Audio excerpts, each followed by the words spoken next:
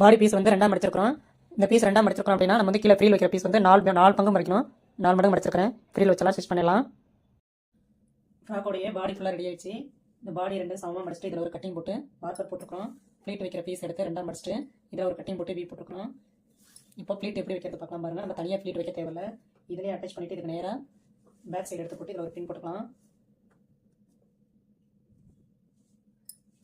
மார்க்கரில் ஒரு பின் போட்டுட்டு நம்ம ப்ளீட்டை டைரெக்டாகவே வைக்கலாம். ப்ளீட் வந்து டிசைன் என்னன்னு வைக்கிறோம்.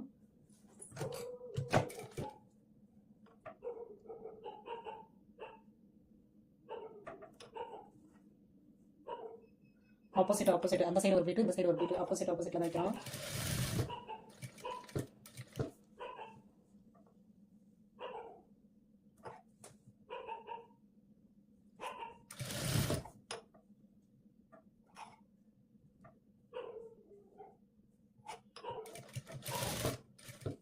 பீஸ் வந்து கம்மியாக இருக்கிறதுனால இந்த சைடு கொஞ்சம் அந்த சைடு கொஞ்சம் சின்ன சின்னதான ப்ளீட் வைக்கிறோம்.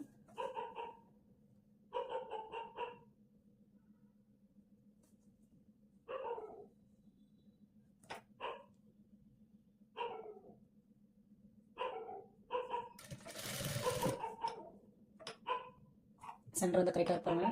சென்டரை நம்ம பார்த்து தைக்கணும்.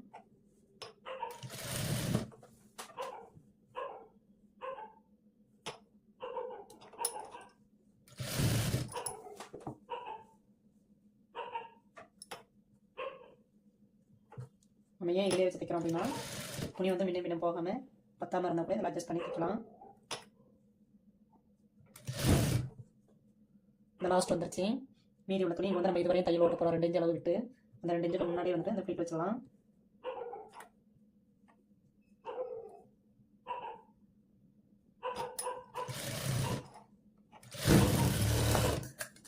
இன்னும் தையல் ஓட்டிடலாம். 2 சைடாக ஃப்ரீல் வச்சாச்சு. ஸ்லீவ்ஸ் அட்டாச் பண்ணியாச்சு. சைடு ஜாயின் பண்ணிடலாம். ஸ்லீவ்ஸ் ரஃப் தையல் அடிச்சிடலாம். 2 சைடு வந்து ஓப்பன் தான் வச்சிருக்கோம். நம்ம நீட்டாக தையல் ஓட்டினோம்னா இடுப்பில் வந்துட்டு எவ்வளோ லூஸ் டைட் இருக்கோ தையலுக்கு தகுந்த மாதிரி வந்துட்டு தையல் ஓட்டிக்கலாம். நம்ம 2 இன்ச்சு விட்டுக்கிறோம். 2 இன்ச்சு அளவுக்கு ஸ்டிச் பண்ணிடலாம்.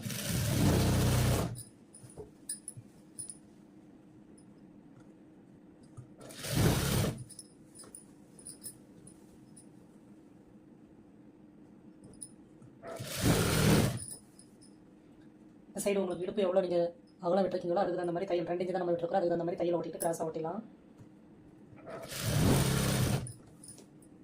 சைடு வந்து கிராஸாக வெளியில் வருவோம்.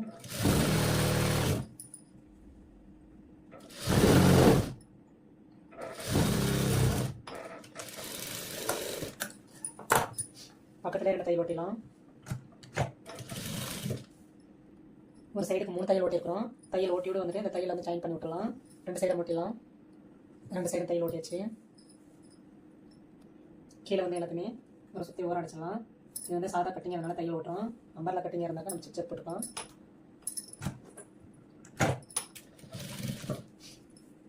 எவ்வளோ மடிச்சிருக்கோமோ அந்தளவுக்கு ஃபுல்லாக சுற்றி அடிச்சிருவோம். ஃபுல் சுற்ற ஓட்டியாச்சு.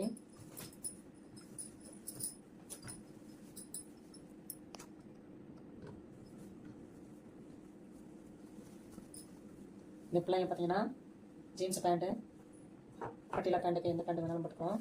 டாப் ரெடி ஆயிடுச்சு.